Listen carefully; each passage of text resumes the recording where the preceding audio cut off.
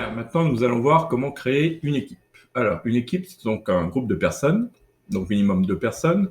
Donc, c'est soit une classe avec une matière, soit un groupe d'enseignants qui souhaitent travailler ensemble. Donc, pour créer une équipe, nous allons en haut à droite où il y a marqué « Rejoindre ou créer une équipe ». 2 choix possibles, le troisième étant, ce sont les groupes qui sont publics, c'est-à-dire visibles depuis tout Internet. Ici, cela n'a pas du tout vocation à créer une équipe. Donc, créer une équipe, c'est la première vignette en noir et blanc où il y a marqué « Créer une équipe ». Donc, on clique sur « Créer une équipe ». 4 choix possibles ici, donc tout dépend de ce que vous voulez créer comme équipe.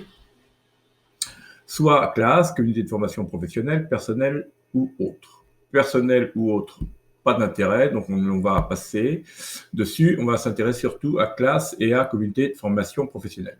Si vous voulez créer une classe, c'est-à-dire un professeur qui enseigne une matière avec des élèves, c'est ici. Parce que le professeur n'aura pas du tout le même droit que les élèves. Les élèves auront, eux, si vous voulez, le droit que de simplement lire vos documents et pas forcément les modifier. Communauté de formation professionnelle, c'est un peu plus élaboré, sachant qu'ici, c'est un groupe de travail d'enseignants et donc chacun a les mêmes droits. Moi, ce que je veux créer ici, ça va être un groupe d'AP où je vais être l'enseignant et les élèves de première STMG seront mes élèves. Donc, c'est-à-dire qu'ils auront soit le droit de modifier, soit pas le droit de modifier les documents que je vais leur mettre à disposition.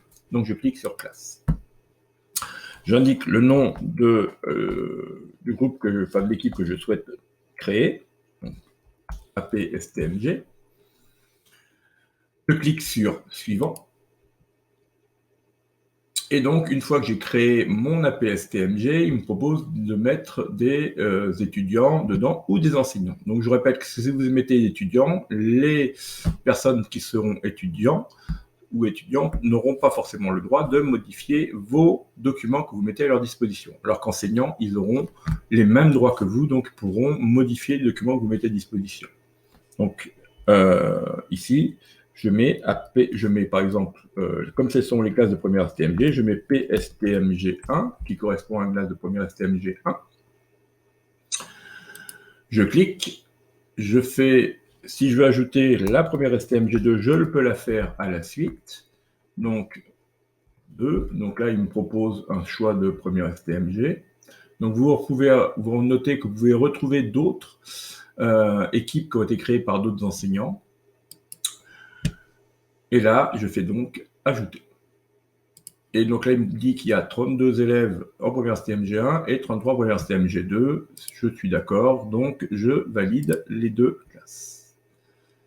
Et ainsi, maintenant, je me retrouve avec ma classe d'AP de STMG et mes 2 classes de première STMG. Donc ici, vous avez, comme on l'a vu tout à l'heure, l'écran central avec nouvelle conversation. Donc, vous pouvez engager une conversation, cette fois, non plus avec une personne, mais avec toute l'équipe entière, en mettant des ressources à leur disposition, en leur mettant des vidéos. Donc, ça, c'est, je dirais, votre écran de présentation.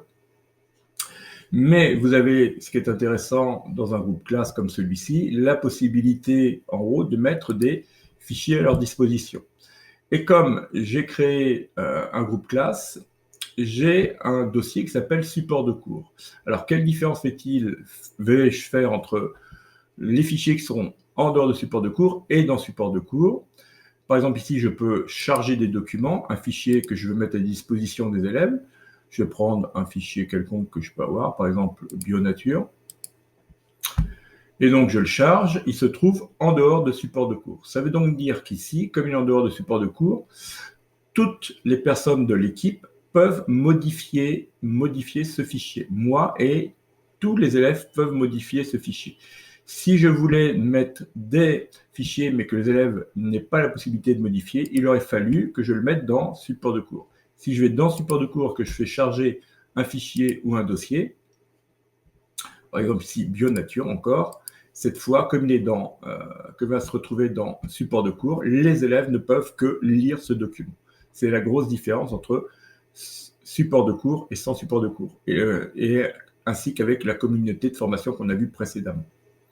Voilà pour comment créer une équipe et comment mettre des fichiers dans cette équipe.